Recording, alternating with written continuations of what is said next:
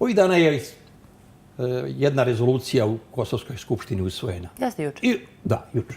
I sad je to, ovdje se digla frka oko tih rezolucija.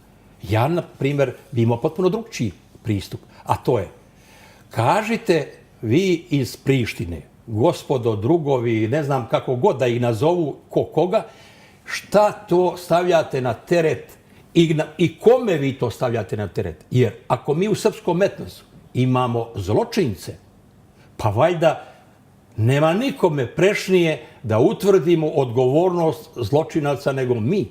Zbog društvene i mentalne higijene i pojedinca i društva čitavog.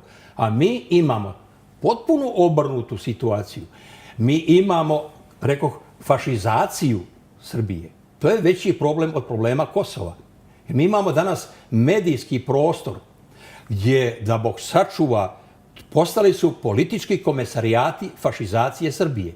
Šta je osnovno društveno stanje kod nas u srpskom etnosu? Nacionalizam, šovinizam, animozitet prema nekome drugome i prebrojavanje ko je taj drugi nama nešto učinio. Umjesto obrnuto, da počnemo ispitivati šta smo mi to uradili nekome drugome. Pa da mentalnu i društvenu higijenu gradimo na taj način. Ne. Kod nas je na nesreću i crkva. Učesnik u fašizaciji. Potpuno. Mi danas imamo veliki broj crkvenih velikodostojnika kad uđu u bogomolju, u crkvu i kad održe službu. Ja vam tvrdim, najbolje bi čovjek prodao šleper naoružanja Kalašnjikova da doveze ispred crkve kad pojedini velikodostojnici održe službu unutra.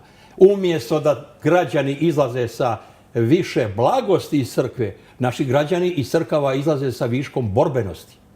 To je potpuna naopako izopačenost. A svakako negiranje postulata hrišćanstva u svakom slučaju. I hrišćanstva, a pogotovo negiranje antifašizma kao temeljne evropske vrijednosti i poštovanje različitosti kao druge temeljne evropske vrijednosti. Kako da očekujete